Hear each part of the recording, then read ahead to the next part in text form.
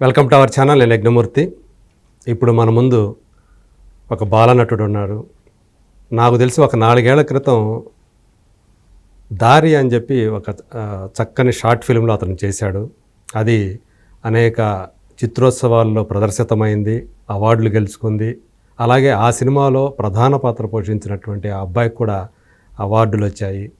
ఆ తర్వాత కాలంలో అతను సినీ నటుడిగా ఎదుగుతూ వస్తూ ఉన్నాడు. ఈ 4 ఏళ్లలో అనేక సినిమాలు, నాకు తెలిసి ఒక 70-80 సినిమాలు పైన చేసి ఉంటాడు. సో రీసెంట్గా వచ్చినటువంటి తండేల్ సినిమాలో కిట్టు అనే పాత్రలో ఆ అబ్బాయి రాణించిన విధానం అందరినీ కూడా అలరించింది, మెప్పించింది. చెప్పాలంటే 2 కీలకమైనటువంటి సన్నివేశాలని దర్శకుడు ఆ అబ్బాయి మీద చిత్రీకరించాడు. సో నాగ చైతన్యతో కలిసి నటించాడు. పాకిస్తాన్ జైల్లో చిక్కుబడిపోయినటువంటి 22 మంది భారతీయ జాలరుల్లో ఆ అబ్బాయి కూడా ఒకటిగా నటించాడు. మరి తండేల్ సినిమా ప్రస్తుతం బాక్సాఫీస్ దగ్గర చాలా మంచి ఫలితాన్ని సాధిస్తుందని చెప్పేసి మనకు వస్తున్నటువంటి రిపోర్ట్స్ చెప్తున్నాయి. అలాగే బుక్ మై షోలో ఈరోజు కూడా ఇప్పుడు మనం మాట్లాడుకునే టైం ఇది 2వ రోజు ఆ సినిమా విడుదలై చాలా మంచి బుకింగ్స్ కనిపిస్తూ ఉన్నాయి. మరి అలాంటి సినిమాలో భాగమైనటువంటి అబ్బాయి భానుప్రకాష్, హైదరాబాదులో బోరబండ ప్రాంతానికి చెందినటువంటి అబ్బాయి ఈరోజు చెప్పాలంటే బాలనటుల్లో ఒక సెన్సేషన్ అనే చెప్పాలి. మరి తండేల్ విశేషాలతో పాటు అబ్బాయి కెరీర్ ఎలా ముందుకెళ్తుంది, అసలు ఆ అబ్బాయి ఏమైనా గోల్స్ ఏమైనా పెట్టుకున్నాడా అనే విషయాన్ని ఆ అబ్బాయిని అడిగి తెలుసుకుందాం. Hi Bhanu. Hi sir. Hi. చాలా సంతోషం నాన్న, ఎందుకంటే ఈ 4 ఏళ్లలో నేను గమనిస్తూ ఉన్నాను నిన్ను. చాలా బాగా గ్రోత్ అనేది నీ కెరీర్లో కనిపిస్తుంది. మంచి మంచి పాత్రలు వస్తూ ఉన్నాయి నీకు. సో వాటన్నిటిలో కూడా అన్నీ కూడా పాత్రను అర్థం చేసుకొని అండర్స్టాండ్ చేసుకొని చాలా చక్కగా చేస్తూ ఉన్నావు. అభినందనలు. తండేల్లో కిట్టు పాత్రలో చాలా చక్కగా చేసావు. Thank you sir. అందుకు మరోసారి నీకు కంగ్రాచులేషన్ చెప్తూ, ఈ తండేల్ ఎక్స్పీరియన్స్ ఎలా ఉంది? సినిమా రిలీజ్ అయిన తర్వాత ఎటువంటి అప్లాజ్ వస్తుందంటే ఏం చెప్తావు? చాలా మంచి అప్లాజ్ వస్తుంది సార్ ఆడియన్స్ నుంచి. మా రిలేటివ్స్ కానీ మా ఫ్రెండ్స్ కానీ అందరూ చాలామంది వరకు కాల్ చేశారు. ఇప్పటికే మెసేజెస్ వస్తున్నాయి. ఇప్పుడే కొంతమంది కాల్ చేశారు. మేమే మాట్లాడుకున్నాం. ఆర్టిస్టులు కూడా నా స్కూల్ ఫ్రెండ్స్ కానీ షూట్ ఫ్రెండ్స్ కానీ మహేష్ అని ఉన్నారు కదా, మహేష్ అంటే జబర్దస్త్ మహేష్, ఆయన కూడా ఇప్పుడే కాల్ చేసి మాట్లాడారు. Very good. సో అందరం అట్లాగా మీట్ అయ్యి అందరం చాలా మంచి అప్లోడ్ అయితే వస్తుంది. ఓకే. సో మీరందరూ ఆ సినిమాలో యూనిట్ ఎవరైతే ఉన్నారో నీకు మంచి ఫ్రెండ్స్ అయిపోయారో వాళ్ళంతా కూడా? ఫ్రెండ్స్ కాదు సార్, అది ఫ్యామిలీ అంటారు. అది ఒక తండేల్ అనేది ఒక ఫ్యామిలీ. నాకు ఇప్పుడు తండేల్ అంటే అందరూ ఒక ఫ్యామిలీగా, ఒక మా నాన్నగారు క్యారెక్టర్ చేసిన వాళ్ళు కానీ, మా తాతగారు క్యారెక్టర్ చేసిన వాళ్ళు కానీ, చిరందీప్ గారు, నరేన్ గారు, అందరూ ఒక బాండ్ అనేది ఏర్పడిపోయింది. అది లాగా నాకు సెకండ్ ఫ్యామిలీ అయితే ఇచ్చింది నాకు తండేల్ అనేదా. అంటే ఇదివరకు చేసినటువంటి సినిమాలతో పోల్చుకుంటే ఇది మరింత అలాంటి క్లోజ్నెస్ అనేది, అవును సార్, మీ కో ఆర్టిస్టులతో అలాంటి బాండింగ్ వచ్చేట్లు చేసింది అనమాట. అవును సార్. సో ఏమనిపించింది అంటే నిన్ను తెర మీద చూసుకున్నప్పుడు, స్క్రీన్ మీద, అంటే వందే మాతరం అనే ఒక కీలకమైనటువంటి ఒక సన్నివేశం, ఆ జాతీయ గీతాన్ని ఆలపించేటప్పుడు, అంటే జాతీయ గీతం మీన్స్ వందే మాతరం అనేది జనగణమన తర్వాత మనకు అలాంటి గొప్ప ఇది కాబట్టి, అంటే మన దేశభక్తిని ఒక్కసారి పెంచేటువంటి గీతం అది, దేశభక్తి గీతం.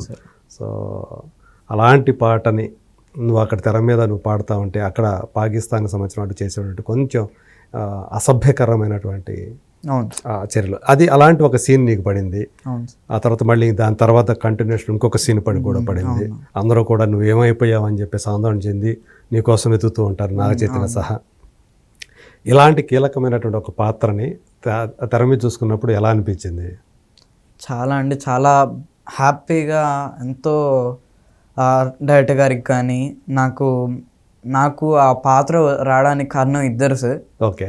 ఫస్ట్ మా మణికంఠ మామ అని చెప్పి, he was also an actor, తను కూడా ఒక యాక్టర్. ఆయన ఫస్ట్ చూసి అరే ఇలాగ ఆడిషన్ జరుగుతుంది వెళ్ళండి అనుకొని చెప్పి, నా ఫస్ట్ సినిమా, నా ఫస్ట్ షార్ట్ ఫిల్మ్ కూడా ఆయనతోటే చేశాను నేను. అవునా? ఓకే. సో అలాగా తెలుసు ఆయన. అక్కడికి వెళ్ళిన తర్వాత, నేను ఆడిషన్కి వెళ్ళిన తర్వాత కోడైరెక్టర్ గారు ఇట్లాగా వేరే కోడైరెక్టర్ గారు నరేష్ అన్న అని చెప్పి వాజ్ నా చోరు బజార్ నుంచి నాకు తెలుసు ఆయన. ఓకే. ఆయన అలా తెలిసి ఓకే ఆయన కూడా ఇలాగ చేశారు, ఇలాగ వీళ్ళిద్దరి వల్ల ఈ కిట్టు అనే క్యారెక్టర్ నాకు వచ్చింది.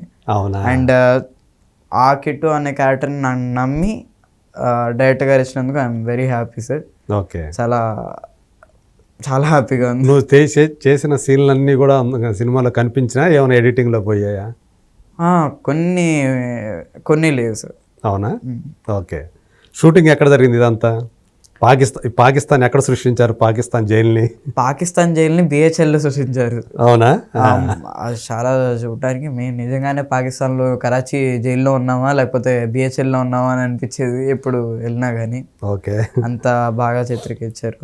మొత్తం షూట్స్ కూడా చాలా చాలా చోట్ల జరిగాయి sir. Udupi, Ankola, BHEL, Ramoji film city, aluminium factory, ఇలా చాలా చోట్ల చేశారు. అన్ని చోట్ల కూడా నువ్వు కూడా తిరిగావు? అవును sir. Okay. Even main scenes తండేలకు సంబంధించి ఆ శ్రీకాకుళం ఆ సీన్లు కూడా బయట తీశారు, అక్కడ చేయలేదని చెప్పేసి వినిపించింది. అప్పుడే లైక్ రియల్ లొకేషన్స్ కాకుండా అవి కూడా సెట్ లోను అట్లా తీశారు. ఉడిపి, అంకోలాలో చేశారు సార్. ఓకే. 2-3 సీన్లు మాత్రం వైజాగ్, శ్రీకాకుళంలోనే చేశారు. ఓకే. మేజర్ పార్ట్ వచ్చేసరికి ఉడిపి, అంకోలాలో చేశారు. ఓకే. నువ్వు శ్రీకాకుళం వెళ్ళావా? నువ్వు శ్రీకాకుళంలో నేను లేను. ఓకే. వాళ్ళు నీ సీన్ లేవు కూడా శ్రీకాకుళం లేవు అసలు? అంటే ఉన్నా కానీ ఆ సీన్లన్నీ కూడా బయట తీసావు? అవునవును అవన్నీ కూడా. అవును. సో ఇలాంటి ఒక తండేలు మొత్తం ఓవరాల్గా సినిమా నువ్వు ఎక్కడ చూసావు మూవీని? ఫస్ట్ అయితే మీన్స్ ఏమంటారు డబ్బింగ్ టేబుల్లో చూసాను. దాని తర్వాత నువ్వే చెప్తున్నావు డబ్బింగ్? ఫస్ట్ నేను చెప్పాను, దాని తర్వాత సంథింగ్ గ్లిచ్ రావడంతో వేరే వాళ్ళతో చెప్పించారు. అవునా? సో తర్వాత అయితే థియేటర్లో చూసుకున్నా. ఓకే. ఏ థియేటర్లో చూసావు? థియేటర్ అదే సార్, ఏషియన్ గోకుల్లో చూసా. గోకుల్ థియేటర్, ఎర్రగడ్డ గోకుల్ థియేటర్ నీకు దగ్గర కాబట్టి దగ్గరని. అలాగే మాస్ థియేటర్కి వెళ్తే నాకు ఎలాగ తెలుస్తుంది కదా సార్, ఎలా ఎక్కడ అరుస్తున్నారు, ఎక్కడ ఇది ఫీల్ అవుతున్నారు. పీవీఆర్కి వెళ్తే we don't know how we acted అని, ఎలా యాక్ట్ చేసాము ఏంటి అని తెలియదు. ఎందుకంటే మాస్ పీపుల్ తక్కువ మంది ఉంటారు కాబట్టి. ఈ మాస్ పీపుల్ అయితే వాళ్ళు ఇమీడియట్ గా రెస్పాండ్ అవుతా ఉంటారు, మనకు కూడా తెలిసిపోతుంది. నువ్వు అందరికి తెలిసేటట్టే కూర్చున్నావా లేకపోతే ఎక్కడైనా చాటు? లేదు సార్, లేదు. అందరి మధ్య కూర్చున్నా? అందరి మధ్యలో కూర్చున్నా కానీ నా ఇదిలో ఉన్న ఎవరు గుర్తుపట్టలే, ఆ ట్రాన్స్ లో ఉన్నారు అందరూ. ఓకే. నిన్ను ఎవరు గుర్తుపట్టలేదా? 2-3 గుర్తుపట్టారు, ఫోటో తీసుకున్నారు. అవునా? ఎప్పుడు బయటకు మూవీ అయిపోయిన తర్వాత? ఓకే.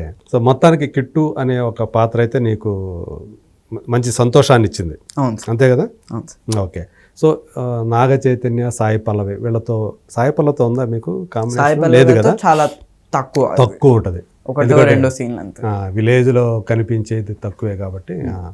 అంటే ఇంటరాక్షన్ లేదు అసలు. సాయి పల్లవితో నీకు ఇంటరాక్షన్ ఉందా? లేదు. బట్ మాట్లాడుకునే వాళ్ళం, ఆఫ్ ద స్క్రీన్ మాట్లాడుకునే వాళ్ళం. సరే, నాగ చైతన్య తోటి కలిసి మరి అన్ని సీన్లు చేశారు, జైలు సీన్లు అంతా కలిసే చేశారు. అవును సార్.